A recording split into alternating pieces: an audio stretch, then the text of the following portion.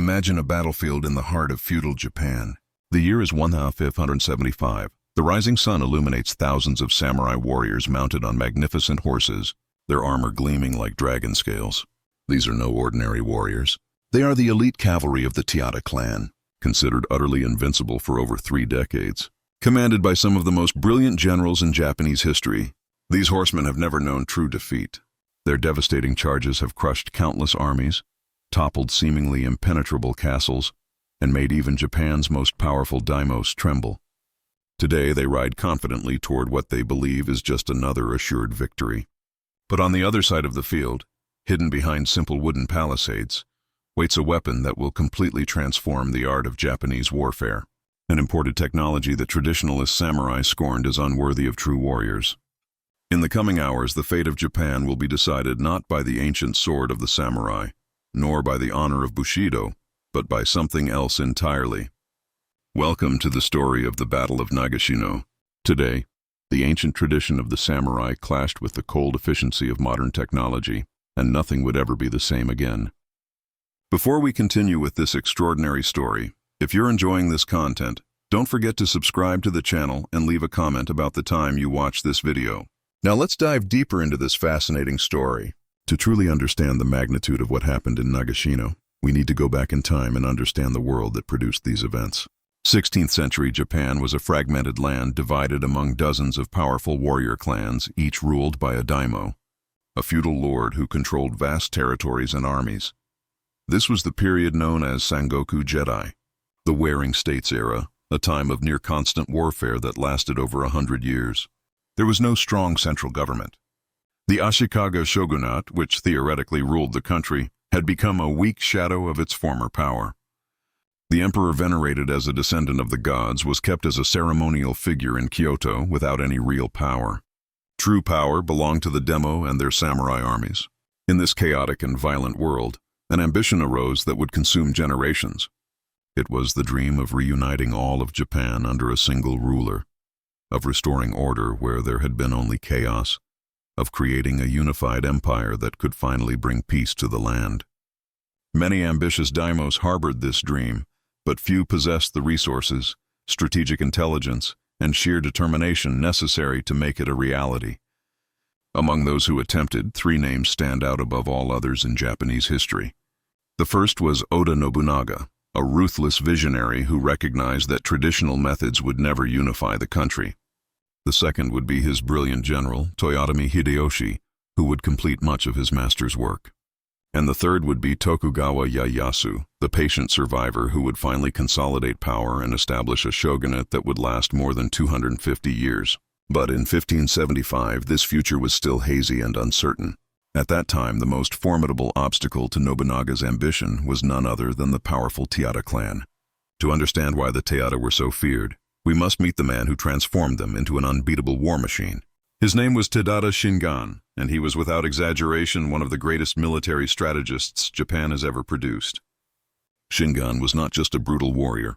He was a profound thinker, a student of Sun Tzu and the Chinese classics of military strategy. His battle flag bore the famous characters swift as the wind, silent as the forest, conquering as fire, immovable as the mountain. These words perfectly captured his military philosophy, which emphasized adaptability, strategic patience, and overwhelming force applied at the precise moment. Under Shingon's command, the Taira clan conquered the Kai province and aggressively expanded its territory, challenging even the most established daimyo. But the true instrument of his power was something he developed and perfected over decades, the Ta heavy cavalry. These were not simply samurai on horseback. They were an elite force trained from youth in the arts of mounted warfare. Equipped with the finest armor Japan could produce and riding the strongest and fastest horses available. Their tactics were revolutionary for Japan at the time. While most armies used cavalry primarily for mobility and pursuit, Shingon developed the massed coordinated cavalry charge, a devastating technique that could shatter infantry lines like waves crashing against sand. The effectiveness of the Taira cavalry was demonstrated repeatedly in battles throughout central Japan. One of its most impressive displays occurred at the Battle of Kawanakajima, where Shingen faced his great rival Wugi Kenshin in a series of clashes that became legendary. Although these battles often ended in strategic stalemate, Due to the equal genius of both commanders, they demonstrated the absolute superiority of the Taita cavalry when properly employed. Enemies facing a full Taikata cavalry charge described the experience as terrifying. The sound of thundering hooves, lances lowered in perfect formation, the war cries of the samurai, and the sheer mass of kinetic force descending upon you was enough to break the morale of even veteran troops before the first blow was struck. But the Taita's power lay not only in their cavalry. Shingen was a brilliant administrator who developed the economy of his territories, improved agriculture through sophisticated irrigation projects, and created an efficient system of government that ensured loyalty and constant resources. He built careful alliances, marrying his children into strategic families and maintaining an intelligence network that kept him informed of developments throughout Japan. His gold mines in Kai provided the financial resources necessary to maintain his large army, pay for superior equipment, and finance his expansionist ambitions. In short, Taita Shingon had created not only a powerful army, but a complete military state optimized for war. The only daimyo who truly worried Shingen was Oda Nobunaga. Nobunaga was everything the traditional samurai despised. He was irreverent, disrespectful of tradition, brutal even by the standards of the time, and utterly devoid of sentimentality. While other daimyo clung to the old ways of warfare, with their ritualized duels and romantic notions of martial honor, Nobunaga saw war as a practical problem to be solved as efficiently as possible. He was an absolute pragmatist, willing to use any method, any weapon, any tactic that worked, regardless of how undignified it might seem to Bushido purists. It was this mindset that led Nobunaga to recognize something most Japanese samurai refused to accept: the transformative power of firearms. The Portuguese had arrived in Japan in 1543, bringing with them the first European arquebuses.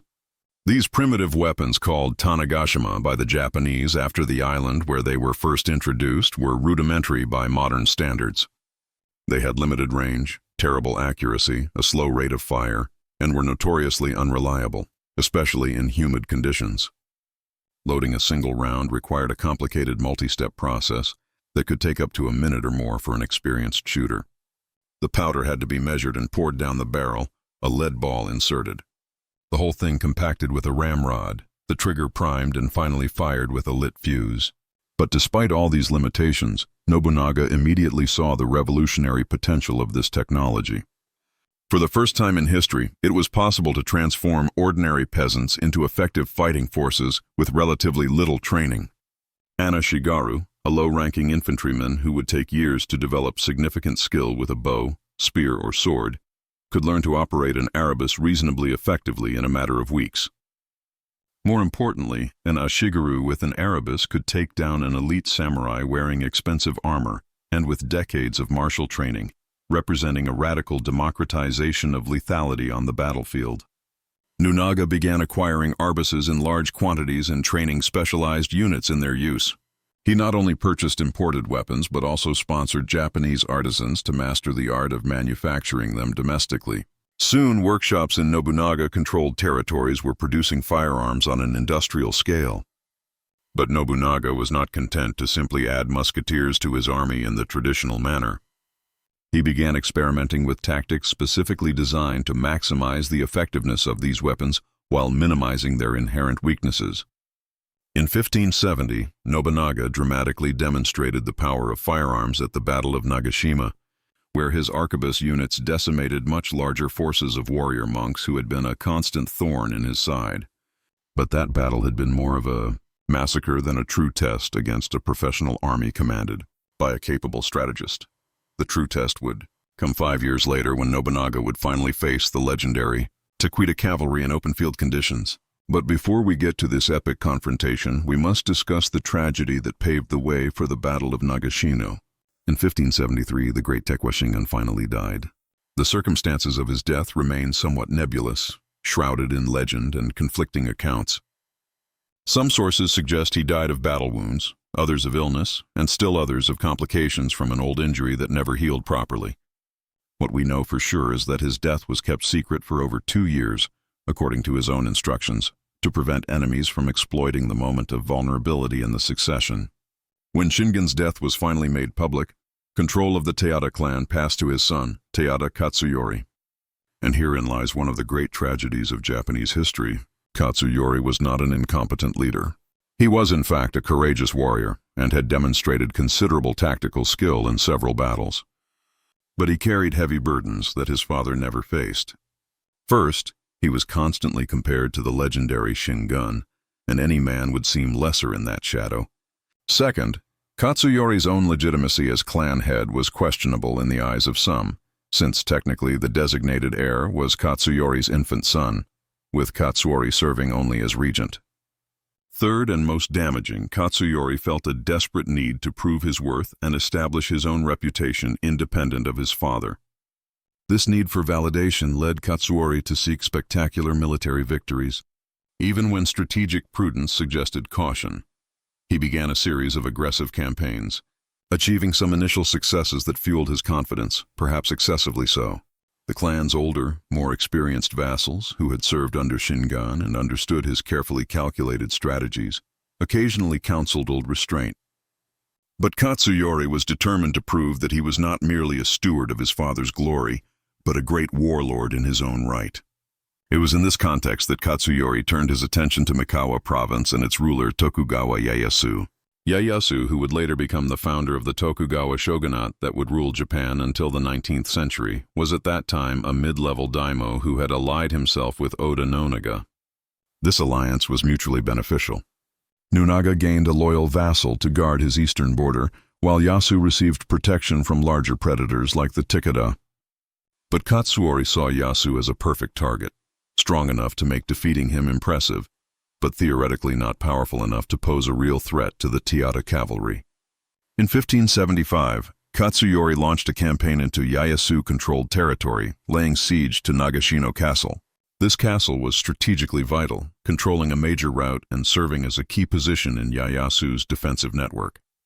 If it fell, it would open the heart of Mikawa to Taira invasion. The castle was defended by a garrison of only 500 men under the command of Okudira Sadamasa, a vassal of Ieyasu. They faced a tequila siege army numbering over 15,000 men. Mathematically, there was no hope. The castle was expected to fall quickly, but the garrison fought with extraordinary determination. They knew that if they could hold out long enough, reinforcements would arrive. Ieyasu had immediately sent urgent messengers to Nobunaga, requesting assistance, and Nobunaga, recognizing both the strategic importance of the situation and the opportunity to finally confront the Taira on favorable terms, began mobilizing his army. But mobilizing a force large enough to challenge the Takeda would take time, and time was precisely what the Nagashino garrison lacked. The castle's defenders employed every defensive technique available. They repaired damage to the walls at night, made surprise sorties to destroy siege equipment, strictly rationed their food and water, and refused to surrender despite Katsuyori's increasingly generous offers. One of the most dramatic moments of the siege involved a samurai named Tori Sun Emin, who volunteered for a near-suicidal mission. He would escape the besieged castle, reach Ieyasu, confirm that help was on the way, and return to encourage the defenders. Incredibly, Sunyan managed to escape and return, but on his return, he was captured by T-forces. Katsuyori, recognizing a psychological opportunity, offered Suna Emin his life if he would shout to the defenders that no help was coming and that they should surrender. Soon, Emin agreed, but when he was taken within earshot of the castle and crucified before the walls for all to see, he shouted the truth. Reinforcements were coming. Hold out a little longer. For this betrayal, he was immediately executed by the T-forces. But his message reached the defenders and strengthened their resolve. This story, whether true or embellished by legend, has become one of the most famous tales of samurai loyalty in Japanese history. Meanwhile, Nobunaga was assembling not just a large army, but one specifically designed to exploit what he saw as the Taida's greatest weakness, their reliance on shock cavalry. Nobunaga had carefully studied the Takeda's successes and believed he had identified the key to defeating them. The Taira cavalry was unbeatable in open ground where they could maneuver freely and build momentum for their devastating charges. But what if you could deny them this mobility? What if you could force them to attack prepared positions where their speed and mass became irrelevant? What if you could decimate them from a distance before they could get close enough to use their spears and swords? Nobunaga began to concentrate not only his regular army, but also something unprecedented in Japanese military history, 3,000 arabuzas, a firearms force larger than anything assembled in Japan before. He planned not to use them as support for the samurai, but as the offensive backbone of his army, and he had a specific plan for how to employ them that would exploit their strengths while compensating for their fundamental weaknesses. As Nobunaga prepared, Katsuyori faced a crucial decision. Intelligence reports indicated that a large army led by Nobunaga and Ieyasu was marching on Nagashino. Katsuyori had three basic options. First, he could intensify the siege, attempt to take the castle quickly through an all-out assault, and then withdraw before the relief army arrived. Second, he could lift the siege immediately and retreat to Tikwa territory, preserving his army. Third, he could lift the siege but remain in the area and meet the relief army in a field battle. Many of the veteran Tita generals advised the first or second option. They pointed out that a direct confrontation with the combined army of Nobunaga and Ieyasu would be risky, especially in unfamiliar territory. They reminded Katsuyori that his father often chose to avoid battles where conditions were less than ideal, waiting for better opportunities. But Katsuyori couldn't accept that. Retreating without a fight would appear cowardly, tarnish his reputation, and waste the opportunity for a decisive victory that would establish his greatness. Besides, he had absolute confidence in the Tita cavalry. They had never truly failed. Why would they fail now? Katsuyori made the decision that would define his legacy. He would lift the siege of Nagashino, but not to retreat. He would meet Nunaga's army in open battle and crush them decisively, just as his father had crushed so many others. This decision, made with the confidence of decades of tea success, would lead directly to the greatest disaster in the clan's history. On June 28, 1575, the armies finally converged near Nagashino. Nobunaga had arrived with an army numbering approximately 38,000 men. Combining his own forces with those of Ieyasu and several smaller allies, Katsuyori commanded some 15,000 Tada warriors, including his feared elite cavalry. In sheer numbers, the Tada were significantly outnumbered, but this was not unusual. Tada cavalry had defeated larger forces many times before, but Nobunaga hadn't simply brought in more men. He had carefully chosen the battlefield and spent the previous day meticulously preparing it. The area he selected had specific geographic features that favored his strategy. It was relatively narrow, flanked by forested hills that would restrict cavalry movement. A river called the Rangogawa ran through the area, forcing any Tada attack to cross the water before reaching Nonaga's lines. Most critically, Nobunaga had ordered the construction of extensive wooden palisades across his entire front. These palisades were not mere barriers. They were carefully engineered for a specific purpose, to stop cavalry while allowing riflemen to fire through the gaps. The stakes were driven deep into the ground in multiple lines, creating an obstacle that horses could not easily jump or traverse. Spaces were left between the sections to allow for lines of fire and, if necessary, counterattacks. Behind these barriers, Nobunaga positioned his 3,000 Arabuziers in carefully organized formations, with additional infantry and samurai held in reserve. But the truly revolutionary aspect of Nobunaga's plan wasn't just the barriers or the sheer number of firearms. It was how he intended to use them. The fundamental problem with arquebuses of the time was their long reload time. After firing, a shooter needed approximately a minute to reload, during which time he was completely vulnerable. Cavalry could easily cover the combat distance at that time and slaughter defenseless shooters. But Nobunaga had developed a solution. He would organize his Arabuzias into multiple lines and train them to fire in rotation. The first line would fire, then immediately retreat to reload, while the second line advanced and fired, followed by the third. By the time the third line had fired, the first would be reloaded and ready to fire again. This tactic, sometimes called line fire or rotating salvo fire, would create what was essentially continuous fire. Cavalry charging the lines would be hit not once, but by wave after wave of fire, never giving the shooters time to become vulnerable. Combined with the barriers that would slow and channel any charge, the system promised to turn the Tiakita cavalry's primary advantage, its speed and momentum, into a fatal liability. They could not dodge bullets, could not move faster than the reload, and could not break the lines before being decimated. On the morning of the battle, fog covered the field, obscuring the view. When it finally lifted, the Takata generals saw Nobunaga's elaborate preparations for the first time. Some immediately recognized the danger. Baba Nobufusa, one of the most experienced Taira generals who had served under Shingen, reportedly advised strongly against a direct attack. He argued that the barriers and terrain negated all Takata advantages and that they should seek another battlefield or use maneuvers to force Nobunaga into a less favorable position. Other veteran generals agreed, seeing Nobunaga's disposition as a carefully crafted trap. But Katsuyori disagreed. To him, retreating again would seem terminally weak. Besides, he despised arquebus as peasant weapons unworthy of true samurai. Surely the Tikwa cavalry, which had breached so many defensive lines before, could simply charge through a few wooden palisades and slaughter frightened riflemen. Katsuyori's confidence was shared by many of the younger samurai who had not lived long enough to develop the prudent caution of their superiors. They craved glory, the chance to demonstrate their bravery, and they saw the field before them not as danger, but as opportunity. Katsuyori gave the order to attack. Thousands of Tekwa horsemen began to form for the charge. These were the finest warriors Japan could produce. Men trained since childhood in the art of war, wearing exquisite armor that represented a lifetime's investment, riding horses worth fortunes. Their spears were ready, their swords sharp, and their hearts filled with the confidence that came from decades of uninterrupted victories. They likely expected their enemies to flee at the sight of their charge, as so many armies had done before. The first sign that something was terribly wrong came when the cavalry began crossing the river. The water, though shallow, slowed the horses and broke the perfect formation of the charge. Riders emerged on the other side in disorganized groups instead of the coordinated shock line that made the T-charges so devastating, and then, as they regrouped and began to gain speed toward Nobunaga's lines, the first flash of fire exploded from the barriers. Nobunaga's arquebusiers opened fire in a controlled salvo. The sound must have been deafening, like a continuous thunderclap reverberating across the valley. Smoke began to obscure the battlefield as more and more guns fired.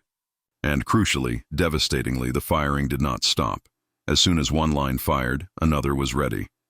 This sustained, disciplined, coordinated fire was something the Tikita cavalry had never faced before, something that challenged all their experience of how battles worked. Nights began to fall. Horses screamed and fell, throwing their riders to the ground. Those who reached the palisades found they couldn't simply break through.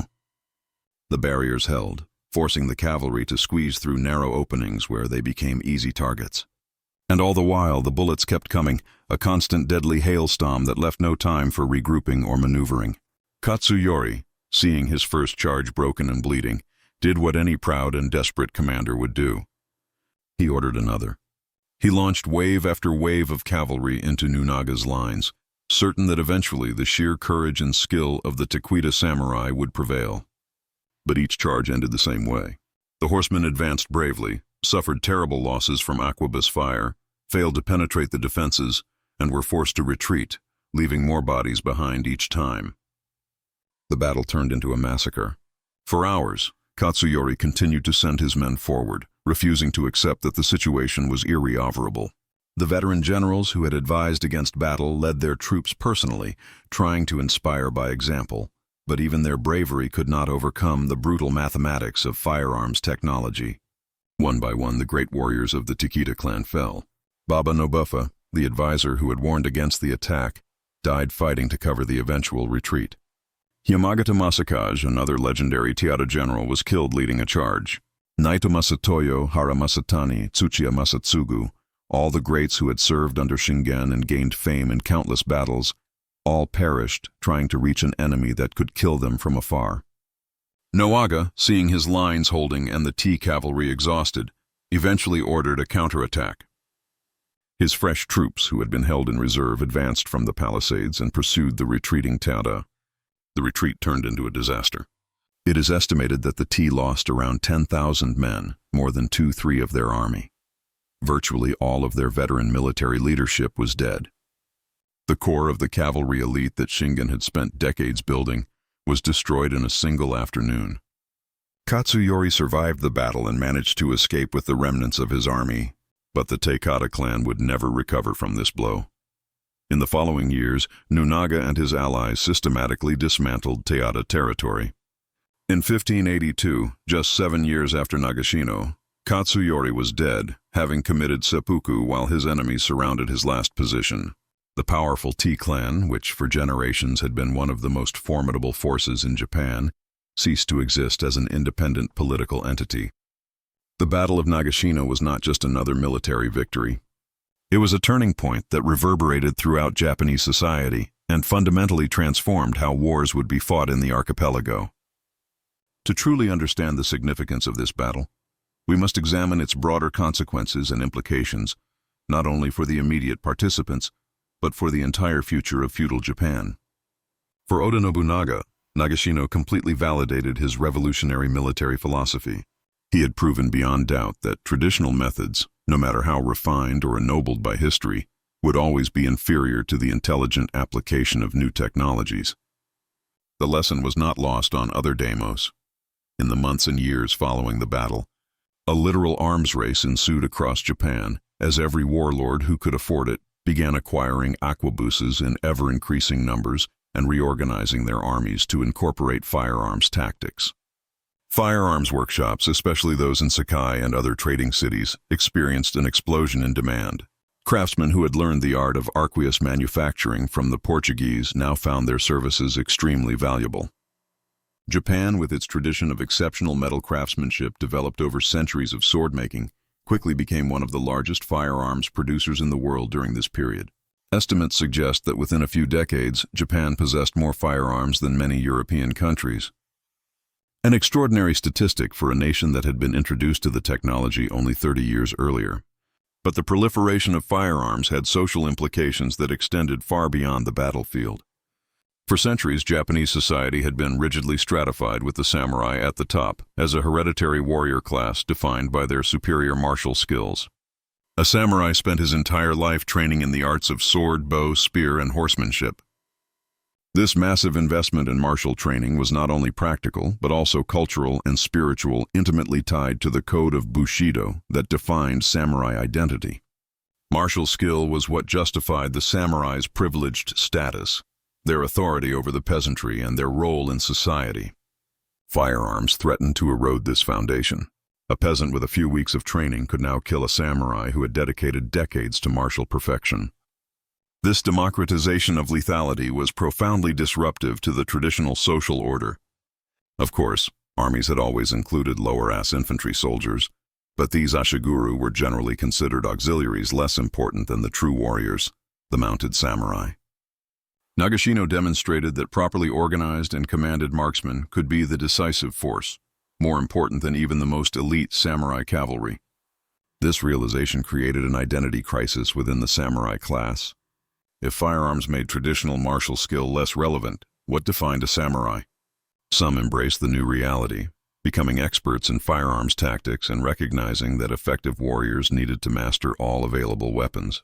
Others redoubled their devotion to traditional martial arts, emphasizing the spiritual and cultural aspects of Bushido that transcended mere combat effectiveness.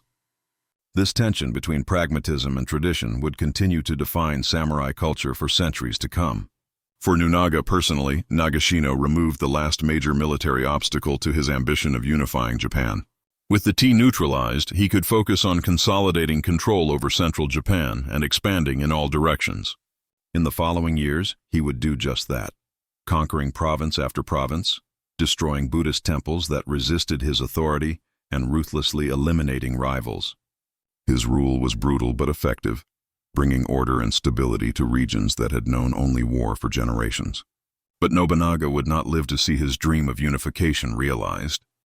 In 1582, just 7 years after Nagashino, he was betrayed by one of his own generals, Akechi Mitsuhide, and forced to commit seppuku at the Honnoji Temple in Kyoto. The reasons for Mitsuhide's betrayal remain debated. Some historians suggest personal ambition. Others point to insults and humiliations Nobunaga had inflicted on Mitsuhide. Still others speculate about broader conspiracies involving other daimyo, or even the imperial court. Whatever the cause, Nobunaga's sudden death created a succession crisis that threatened to undo everything he had achieved. It was Toyotomi Hideyoshi, another of Nobunaga's generals, who acted decisively in one of the most impressive military campaigns in Japanese history. Hiroshi marched his army back from the western campaign he was conducting, defeated Mitsuhide in just 13 days after Nobunaga's death at the Battle of Yamazaki, and then systematically consolidated control over Nobunaga's territories and vassals. Hideyoshi was not of noble lineage, having begun life as a peasant son, but through sheer skill, strategic intelligence, and political charisma. He managed to position himself as Nunaga's rightful successor. Hideyoshi would continue the unification project, eventually bringing all of Japan under his control by 1590. But the nature of Hideyoshi's power was different from Nobunaga's, where Nobunaga had ruled, primarily through military force and fear. Hideyoshi blended military coercion with skillful diplomacy, marriage alliances, and the strategic distribution of land and titles to ensure loyalty. He also implemented policies that would fundamentally reshape Japanese society. One of Hideyoshi's most significant policies was the so-called sword hunt, a series of edicts beginning in 1588 that effectively disarmed the peasantry. All weapons, including swords, spears, and crucially firearms, were to be surrendered by the common people. Officially, the metal was to be melted down to create a large Buddha. But the real purpose was clear: to prevent rebellions and solidify the division between the samurai warrior class and the rest of the population. This policy effectively froze Japan's class structure, making it impossible for peasants to become warriors, as Hideyoshi himself had done.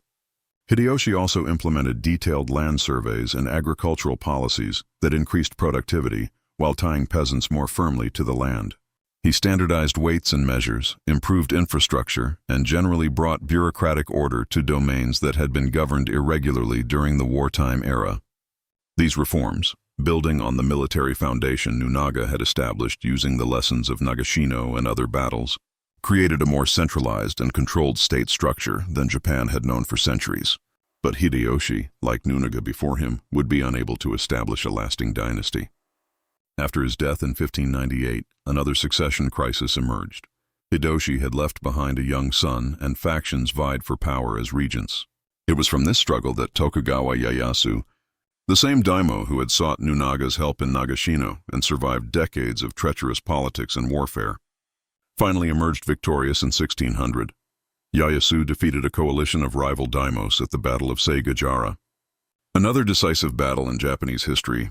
3 years later, the emperor appointed him shogun, establishing the Tokugawa shogunate that would rule Japan for the next 267 years. And remarkably, at the Battle of Sekigahara, firearms again proved decisive. The tactics Nobunaga had pioneered at Nagashino had become standard military doctrine. Under the Tokugawa shogunate, Japan entered a period known as Edo, or Tokugawa Jedi, an era of relative peace that would last until the mid-9th century. Ieyasu and his successors implemented even stricter policies of social and political control. The Senanken Kotai system required daimyos to spend alternating years in Edo, the shogun's capital, keeping their families there as essential hostages.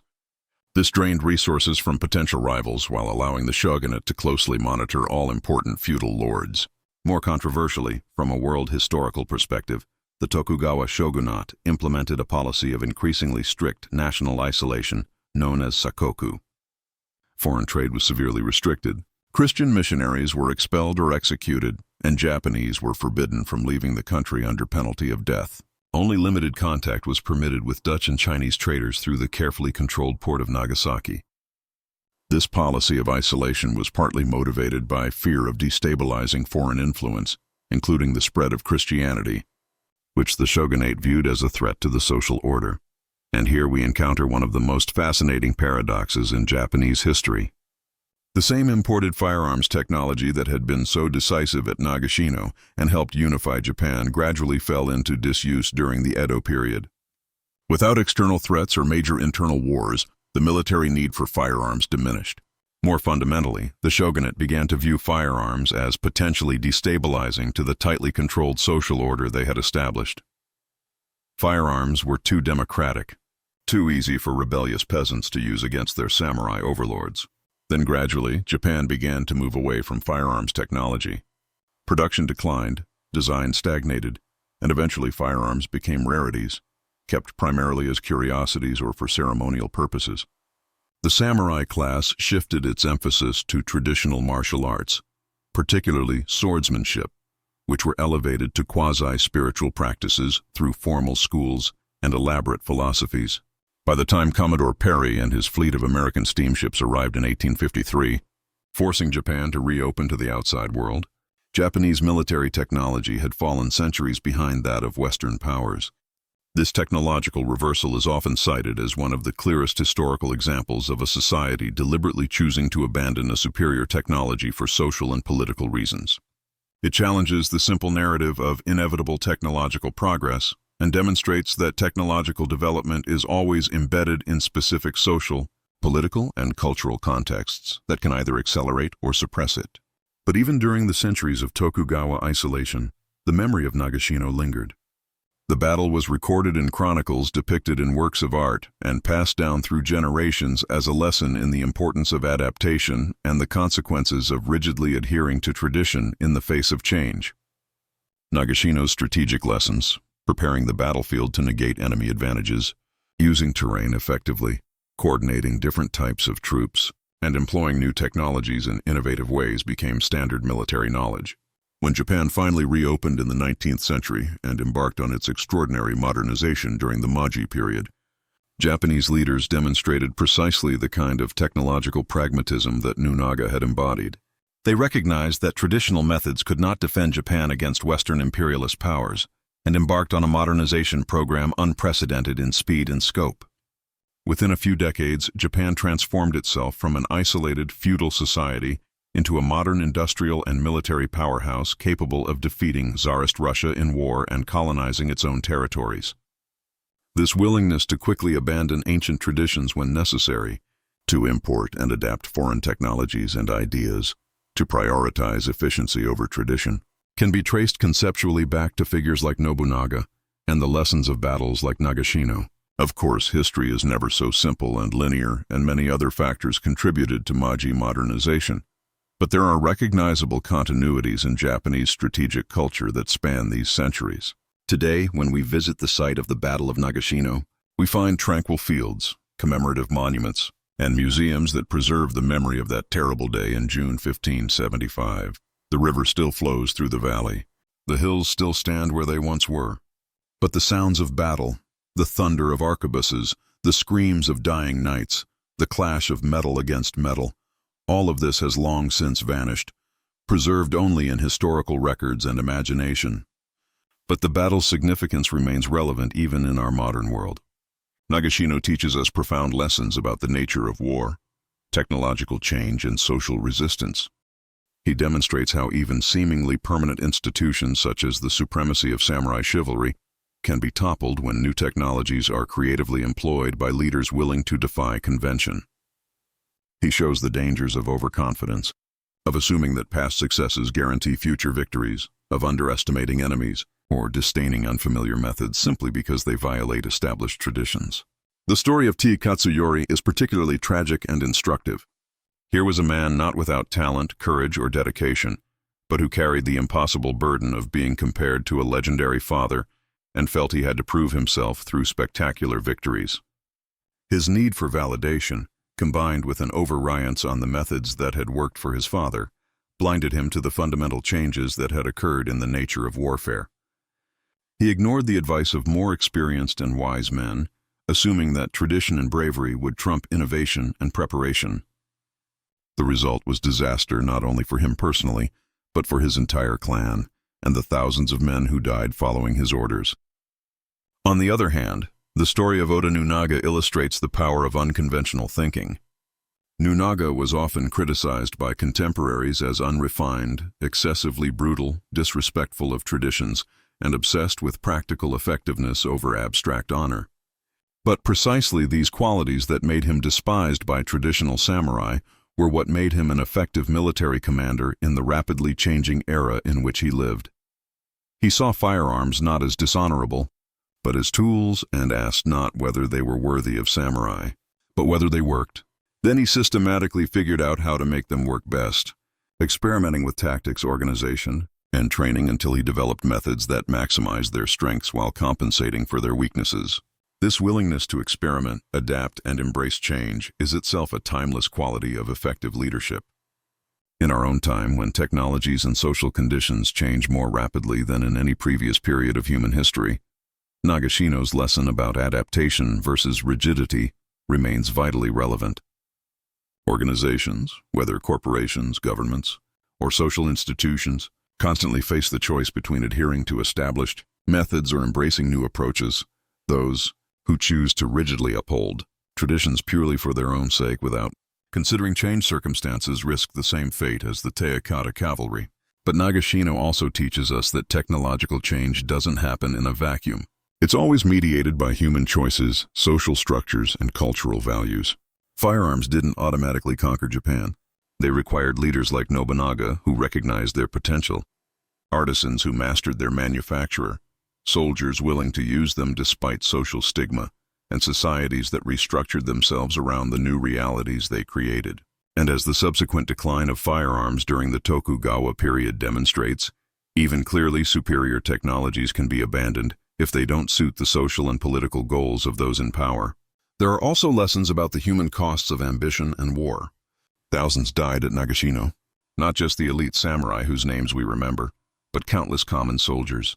A Shigaru who left no individual records, but bled and died all the same. These men did not choose their battles. They followed their lords because the feudal social structure gave them no other option. Their deaths served the ambitions of daimyos competing for power and status. And while we may study the battle for its tactical innovations and historical significance, we must never forget that military history is in the end about human beings killing other human beings, often for reasons the combatants themselves barely understood. The Battle of Nagashino also reminds us that history is not inevitable. If Katsuyori had listened to his veteran generals and refused battle, if Nobunaga had not recognized the potential of firearms, if the geography of the battlefield had been slightly different, if any one of hundreds of small factors had varied, the outcome could have been completely different, and with it, all of Japan's subsequent history. Perhaps the tea would have survived and eventually triumphed. Perhaps unification would have taken decades longer. Perhaps a different leader with different visions would have emerged. History is made of human choices as much as of great impersonal forces, and individual moments of decision can reverberate through centuries. When we think about Nagashino today, more than 450 years later, what should we take away from this story? First, that we must remain humble in the face of change. What seems permanent and invincible can be overturned more quickly than we imagine. Second, that effectiveness often requires a willingness to abandon comfortable but outdated methods, no matter how venerated.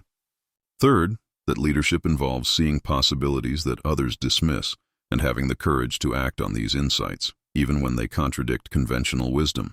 Fourth, that technology is a tool whose impact depends entirely on how we use it and the social structures in which it is embedded. And finally, that we must always remember the human costs of great historical events and maintain compassion for those whose lives were lost or destroyed in the process of creating the world we inherited, the secret weapon that destroyed. The samurai army at Nagashino was not just the arquebus. It was Nobunaga's innovative thinking, his willingness to challenge tradition, his understanding of how to combine technology with tactics, his careful battlefield preparation, and his recognition that wars are won not by adhering to romantic notions of martial honor, but by intelligently adapting to changed circumstances. The arquebus was simply the tool. The real weapon was the mindset that knew how to use it. And so the story of the Battle of Nagashino remains relevant centuries after the echoes of the last arquebus shot faded over those fields. It is a story of tradition and innovation, pride and pragmatism, courage and tragedy. It is a reminder that the world is always changing, and that those who cannot or will not adapt will be surpassed by those who do. It is a demonstration that seemingly insurmountable advantages can disappear when fundamental circumstances change. And it is a timeless lesson in leadership, strategy, and the human cost of war. As I conclude this journey through one of the most defining moments in Japanese history, I would like to express gratitude to the Lord God for allowing us to study and learn from the past. The wisdom we can draw from history is a precious gift that helps us navigate our own times with greater understanding. May we use these lessons not to glorify war, but to cherish peace, not to celebrate destruction, but to value life, and not to repeat the mistakes of the past, but to build a better future. May God bless you who watch this story to the end, and may the wisdom gleaned from these ancient events illuminate your path. Thank you for your attention, and may you be blessed with discernment, the courage to adapt when necessary, and the wisdom to know the difference between traditions worth preserving and those that should be left behind.